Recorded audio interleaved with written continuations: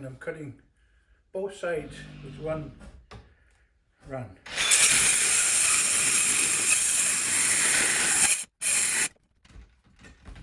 I change the battery.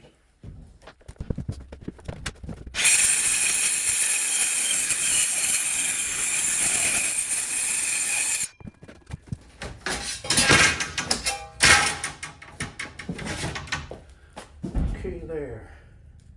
Now normally on a 18-footer, I'd have to cut this part off too, but I didn't because I got this part. I'll cut this part and we'll weld it on. Notice I have a lot of these cut-offs I use for patterns from like the past boat, the most recent two.